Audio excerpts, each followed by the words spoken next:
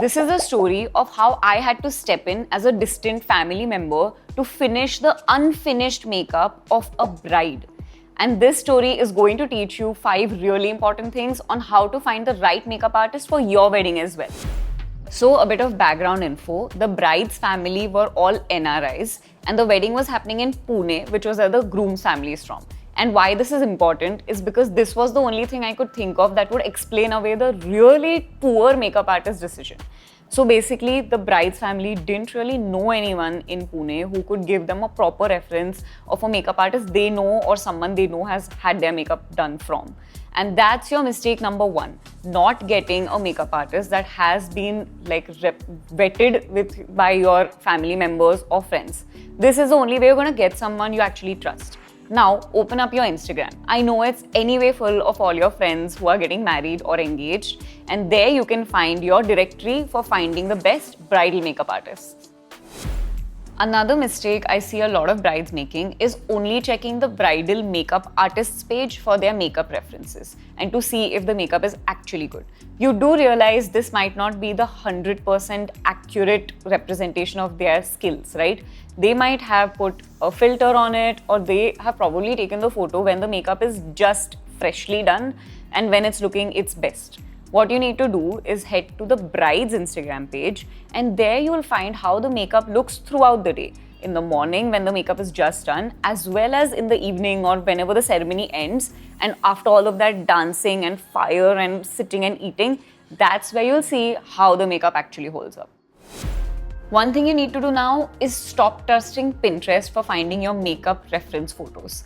All the makeup artists on Pinterest, or at least the ones that catch my eye, are the professional MUAs who do their makeup on supermodels, and trust me, they charge a bomb. Like, it's lakhs per makeup. So do not trust those references, and instead of that, actually go to your bride's Instagram page. This is now probably the most important thing you can do, and the biggest mistake that my unlucky bride did was not getting a makeup trial beforehand. Like, it doesn't matter if you really trust your makeup artist, you love their work on Instagram and feel like they're going to do an amazing job.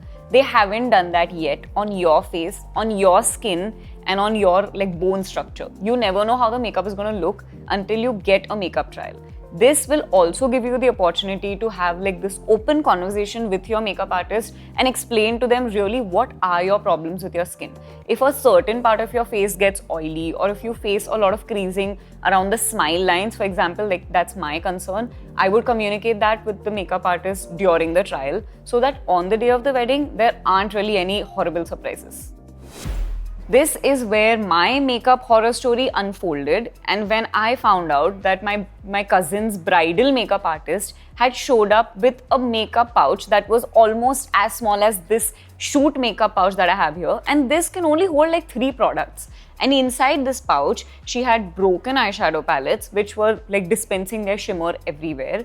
She had paint brushes that kind of looked like makeup brushes, and she had foundations that would have not matched anyone's shade. They were literally from Mohan Medical with only 2 shades. So that was definitely not going to work out. And that's where I stepped in with my limited amount of products that I had carried and somehow made it happen. So if you don't want to end up in this situation, you need to know a little bit about foundation and concealer and doing your base makeup. If you're a complete beginner to makeup, do not worry, because I'm linking this video up here and you can check that out to learn the basics of foundation. And you can go online or go into the store and buy a medium range full coverage foundation.